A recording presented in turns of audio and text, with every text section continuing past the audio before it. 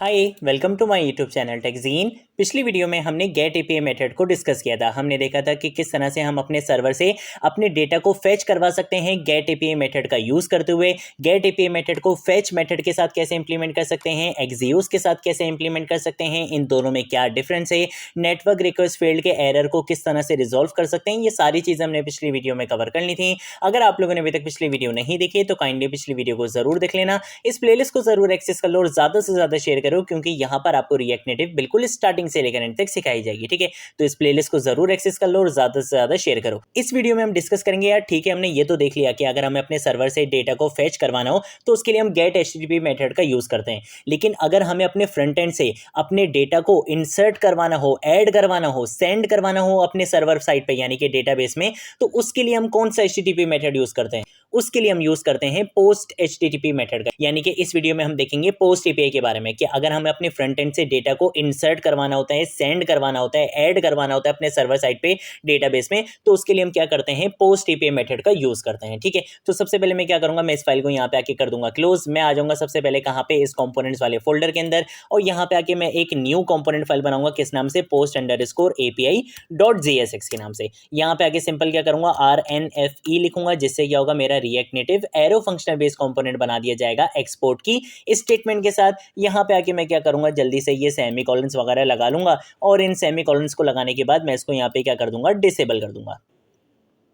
उसके बाद क्या करूंगा, यहाँ पे आके मैं कंट्रोल एस को सेव करूंगा, app.jsx में आऊंगा। यहाँ पे आके मैं बोलूंगा कि इसको क्या कर दो, यहाँ पे कमेंट कर दो, और इसके साथ साथ हम इसकी इंपोर्ट स्टेटमेंट को भी यहाँ पे क्या कर देंगे, कमेंट करवा देंगे। ठीक है, यहाँ पे आके मैं बोलूंगा कि भाई ये जो पोस्ट एपीआई वाला जो मेरा कंपोनेंट है ना, इसको यहाँ पे क्या करवा दो, इंपोर्ट करवा दो। जैसे ही कंट्रोल एस सेव करूंगा तो देखो यहाँ पे post_api लिखा हुआ आ चुका है। ठीक है, इसका थोड़ा सा हम फॉन्ट साइज इंक्रीज कर देते हैं। तो मैं यहाँ पे आऊंगा, यहाँ पे आके मैं यूज करूंगा स्टाइल की प्रॉपर्टी का, और इसके अंदर आके सबसे पहले तो मैं यहाँ पे लिखूंगा TA यानी कि टेक्स्ट अलाइन, इसका क्या करवा दो, सेंटर करवा दो। इसके साथ साथ हम यहाँ पे क्या करेंगे, फॉन्ट साइज की प्रॉपर्टी का यूज करेंगे, और फॉन्ट साइज मैं इसको यहाँ पे लेट सपोज दे दूंगा 30 दे दूंगा। ठीक है, इसके साथ साथ हम यहाँ पे मार्जिन बॉटम भी दे देंगे। ज्यादा हम स्टाइलिंग वगैरह नहीं करेंगे, बस ये आपको थोड़ी सी स्टाइलिंग करके दिखा रहा हूँ, और मैं यहाँ पे दे दूंगा 10। ठीक है, और इसको भी हम यहाँ पे क्या कर देंगे, डिसेबल कर देंगे। ठीक है, इस तरीके से मैंने यहाँ पे इसको डिसेबल कर दिया है। कंट्रोल एस से क्या करूंगा, सेव करूंगा, तो देखो यहाँ पे post_api लिखा हुआ आ चुका है। अब करना क्या है, मैंने यहाँ से डेटा को सेंड करवाना है अपने सर्वर पे। अब सर्वर का है, हमने एपीआई कहाँ बनाई थी? ऑब्वियसली अभी हम बैकएंड पे तो काम कर नहीं रहे, हमने जेसन सर्वर का यूज करते हुए एक फेक एपीआई अपनी बनाई थी। ठीक है, कहाँ बनाई थी? ये रहा जेसन सर्वर का फोल्डर। यहाँ पे आप आओगे, मैं इसको क्या करता हूँ, टर्मिनल में ओपन करता हूँ, और यहाँ पे टर्मिनल में ओपन करने के बाद सबसे पहले तो मैं क्या करूंगा, अपनी एपीआई को रन करूंगा। तो उसके लिए मेरे पास क्या कमांड होती है, npx, यहाँ पे आके मैं लिखूंगा जेसन डैश सर्वर, और मेरी फाइल का क्या नाम है, users.json। जैसे ही एंटर प्रेस करूंगा तो मेरी एपीआई मुझे यहाँ पे रन होके मिल जाएगी। ठीक है, तो मैंने इसको यहाँ पे इस तरीके से रन कर दिया है। यहाँ पे आप देख सकते हो ये मेरी एपीआई रन हो चुकी है। अब मेरी एपीआई के अंदर कितनी फील्ड्स हैं? एक आईडी की फील्ड है, एक नेम की फील्ड है, और एक ईमेल की फील्ड है। तो मुझे क्या करना है, यहाँ से डेटा सेंड करना है। पहले मैं यूजर से इनपुट लूंगा डेटा, उसके बाद क्या करूंगा, जैसे यूजर सबमिट के बटन पे क्लिक करेगा तो उसकी जो इन्फॉर्मेशन होगी वो सेंड कर दी जाएगी, यहाँ पे स्टोर करवा दी जाएगी। ठीक है, इस एपीआई के अंदर आ जाएगी। तो इस तरीके से हमने काम करना है। तो हम किस तरह से करेंगे, सबसे पहले तो हमें क्या बनाना पड़ेगा, एक फॉर्म बनाना पड़ेगा। ठीक है, तो उसके लिए मैं सबसे पहले क्या करूंगा, मैं यहाँ पे आके कुछ टेक्स्ट इनपुट फील्ड्स का यहाँ पे यूज करने वाला हूं। मैं यहाँ पे आके लिखूंगा टेक्स्ट इनपुट का, हमने यहाँ पे क्या करना है, यूज करना है। तो टेक्स्ट इनपुट वाले कंपोनेंट को सबसे पहले तो क्या करना पड़ेगा, कॉल करवाना पड़ेगा। ठीक है, तो ये कॉल भी हो गया। यहाँ पे आके हम क्या करेंगे, कुछ प्रॉप्स का यूज करेंगे। सबसे पहले तो प्लेस होल्डर लिख लूंगा।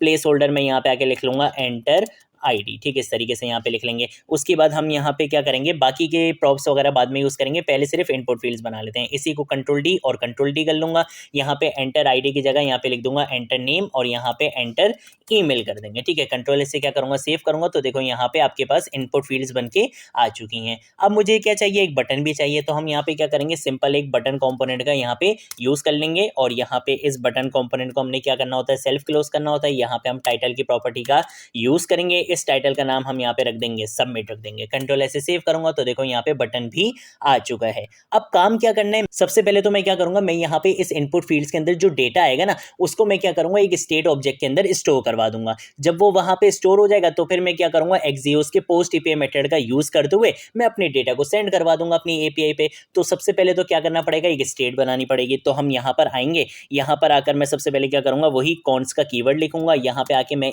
एरे डीस्ट्रक्चरिंग का कॉन्सेप्ट यूज करूंगा, मैं यहाँ पे स्टेट बनाना चाहता हूँ फॉर्म डेटा के नाम से, तो मेरा फंक्शन किस नाम से बना लूंगा, मैं सेट फॉर्म डेटा के नाम से बना लूंगा। इक्वल टू यहाँ पे आके हम यूज करेंगे यूज स्टेट हुक का, और ये जो फॉर्म डेटा है ना स्टेट वेरिएबल, इसको मैं क्या बना दूंगा, बाय डिफॉल्ट एक ऑब्जेक्ट बना दूंगा। और इस ऑब्जेक्ट के अंदर मैं क्या वैल्यूज पास करवा दूंगा, मैं बोलूंगा कि भाई एक आईडी की फील्ड होगी जो क्या है अभी एम्प्टी है इनिशियली, एक नेम की फील्ड होगी जो इनिशियली क्या होगी, एम्प्टी होगी, और इसके साथ साथ एक ईमेल की भी फील्ड होगी जो इनिशियली क्या होगी, एम्प्टी होगी। ठीक है, तो इस तरीके से मैंने यहाँ पे क्या कर लिया, एक ऑब्जेक्ट बना लिया फॉर्म डेटा को, और उसके अंदर मैंने यहाँ पे प्रॉपर्टीज बता दिया कि भाई एक आईडी की वैल्यू होगी, एक नेम की होगी और एक ईमेल की होगी, लेकिन अभी ये सारी प्रॉपर्टीज क्या हैं, एम्प्टी हैं। ठीक है, इस तरीके से मैंने यहाँ पे बना लिया। अब मैं क्या करूंगा, मैं यहाँ पर आऊंगा और यहाँ पे आके मैं एक फंक्शन बनाऊंगा। ठीक है, यहाँ पे आके मैं लिखूंगा कौन सा कीवर्ड, यहाँ पे आके हम बनाएंगे एक फंक्शन हैंडल इनपुट के नाम से। ठीक है, इसको मैंने यहाँ पे इस तरीके से एक फंक्शन बना लिया है। यहाँ पे आके मैं बोलूंगा जब ये फंक्शन कॉल करवाया जाएगा ना, तो इसके अंदर दो वैल्यूज आएंगी कि किस फील्ड के अंदर आप चेंजेस कर रहे हो, पहली चीज तो ये,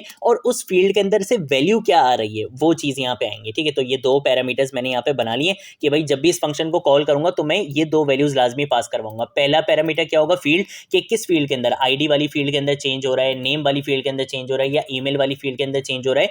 और दूसरी चीज में क्या पास करवाऊंगा कि भाई अगर आईडी में चेंज हो रहा है तो आईडी की वैल्यू क्या है, नेम में चेंज हो रहा है तो यूजर ने नेम क्या रखा है, ईमेल में चेंज हो रहा है तो यूजर की ईमेल क्या है, वो चीजें आपको इस पैरामीटर में मिल जाएंगी। ठीक है, तो उसके बाद अब मैं यहाँ पर आऊंगा, यहाँ पे आके मैं सेट फॉर्म डेटा के फंक्शन का यहाँ पे क्या करूंगा, यूज करूंगा। यहाँ पे आके मैं क्या करूंगा, सबसे पहले तो अपने ऑब्जेक्ट को स्प्रेड करूंगा। ठीक है, तो मैंने यहाँ पे क्या करा, 3 डॉट का यहाँ पे यूज करा, जो क्या होता है बेसिकली आपका जावास्क्रिप्ट का स्प्रेड ऑपरेटर होता है। यहाँ पे आके मैं लिख दूंगा फॉर्म डेटा। मैंने क्या करा, सबसे पहले तो अपने ऑब्जेक्ट को स्प्रेड करा, क्योंकि मुझे पता है कि मेरे ऑब्जेक्ट के अंदर यहाँ पे 3 वैल्यूज हैं। अब अगर मुझे आईडी में चेंज करना होगा, नेम में चेंज करना होगा या ईमेल में चेंज करना होगा, तो पहले मुझे क्या करना पड़ेगा, इस ऑब्जेक्ट को स्प्रेड करना पड़ेगा। इसको ऐसे समझ लो कि भाई मेरे पास एक बॉक्स है, उसके अंदर 3 बॉक्सेस हैं। अब मैं आपको ये बोल रहा हूं कि भाई वो जो 3 बॉक्सेस है ना, उनके अंदर क्या रख दो, सामान रख दो। तो पहले आपको क्या करना पड़ेगा, जो बाहर वाला जो बॉक्स होगा उसको क्या करना पड़ेगा, ओपन करना पड़ेगा। सेम यही काम हम यहाँ पे कर रहे हैं कि जब हमें आईडी, नेम और ईमेल की वैल्यूज को अपडेट करना है ना, तो ये किस ऑब्जेक्ट के अंदर है, फॉर्म डेटा के अंदर। तो पहले मैंने क्या कर दिया, इसको यहाँ पे स्प्रेड करवा दिया,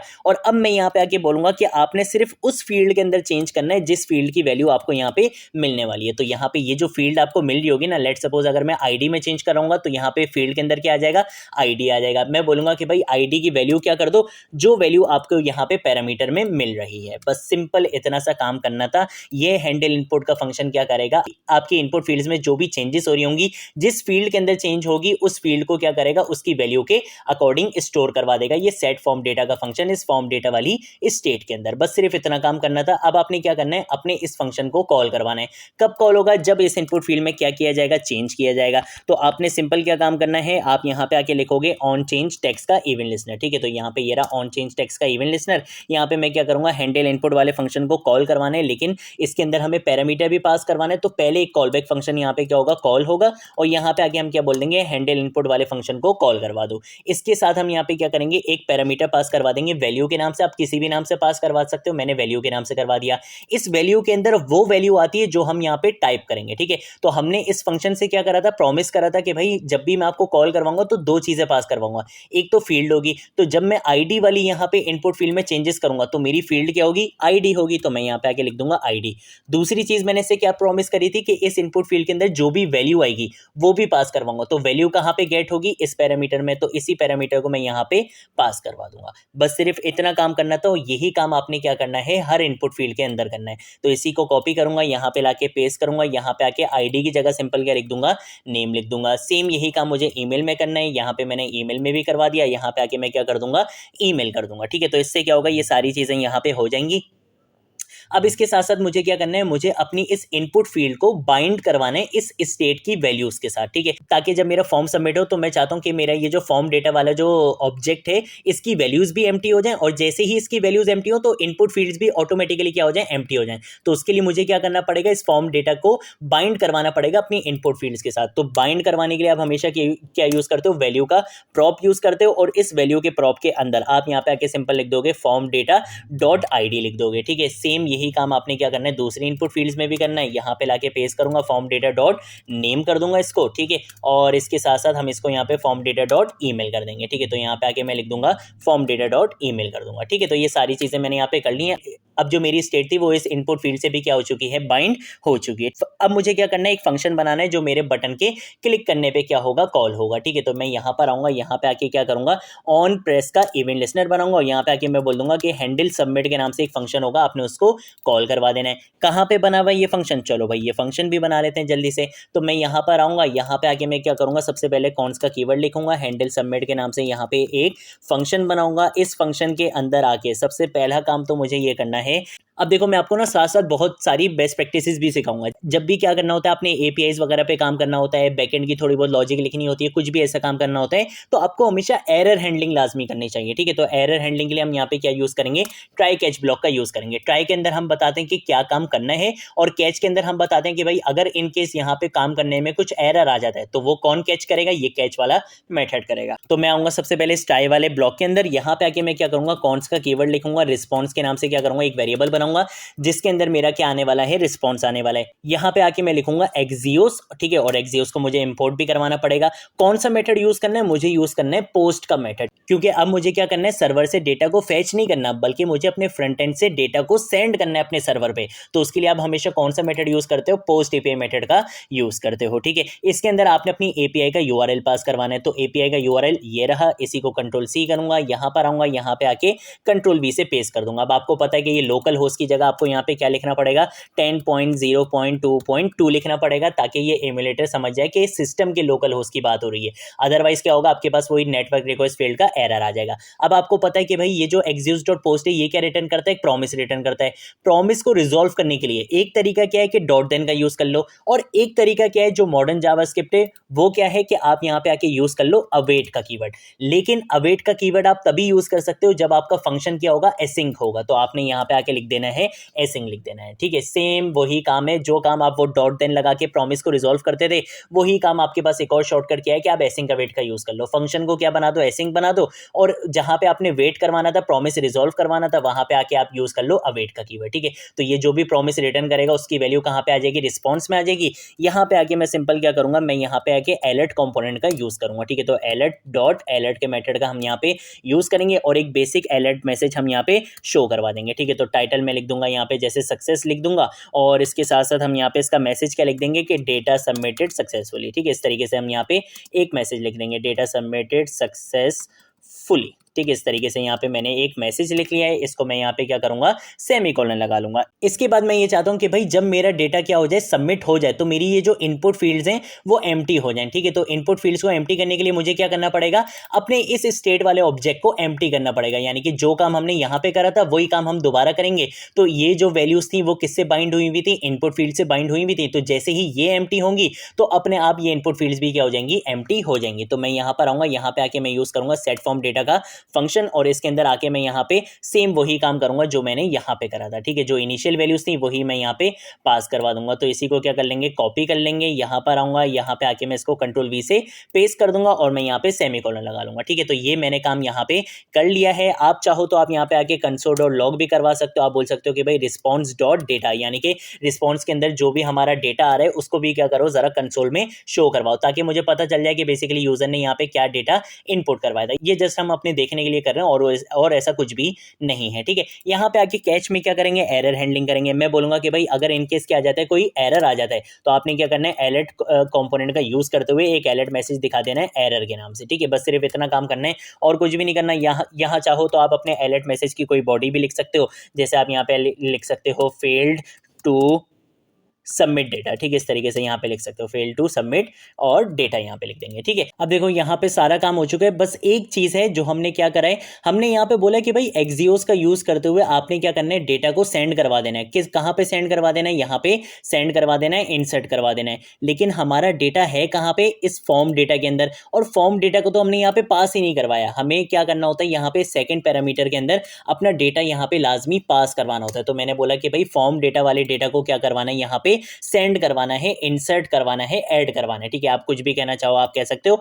अब मैं क्या करूंगा, कंट्रोल ऐसे सेव करूंगा, यहाँ पे आके इसको टेस्ट करते हैं। मैं यहाँ पे आके क्या लिखूंगा, 5 लिख दूंगा। इसकी आईडी नाम हम यहाँ पे लिख देंगे खान लिख देंगे, और इसकी ईमेल हम यहाँ पे क्या लिख देंगे, khan@gmail.com कर देंगे। ठीक है, यहाँ पे मैं क्या करूंगा, सबमिट के बटन पे जैसे ही मैं प्रेस करूंगा तो देखो यहाँ पे मेरा जो डेटा था वो आपको यहाँ पे डेटा भी दिख चुका है कंसोल में, अलर्ट मैसेज भी आ चुका है, डेटा सबमिटेड सक्सेसफुली, ओके पे प्रेस करूंगा। और अगर हम यहाँ पर आते हैं, यहाँ पे आके मैं जैसे ही इसको रिफ्रेश करूंगा तो देखो मेरा डेटा भी आपको यहाँ पे ऐड होते हुए दिख चुका है। अगर हम कोई भी बनी बनाई ऑनलाइन जो फ्री फेक रेस्ट एपीआईज होती हैं, अगर हम उनका यूज करते तो हम गेट एपीआई को तो अच्छे से टेस्ट कर लेते, लेकिन पोस्ट एपीआई को, पुट एपीआई को, डिलीट एपीआई को हम इस तरीके से बिल्कुल एक्चुअल एग्जांपल के साथ टेस्ट नहीं कर सकते थे वहां पे। तो इसलिए मैंने क्या करा था, जेसन सर्वर का यूज करते हुए आपको एपीआई बना के दिखाई थी। और अगर आप यहाँ पर आते हो, हमारा बेसिकली कहाँ था, ये रही एपीआई। ठीक है, इसको मैं यहाँ पे वीएस कोड में जरा ओपन करता हूँ तो यहाँ पे आप देख सकते हो ये वाला डेटा ऑटोमेटिकली यहाँ पे क्या हो चुका है, ऐड हो चुका है। तो इस तरीके से आप क्या कर सकते हो, पोस्ट एपीआई मेथड का यूज करते हुए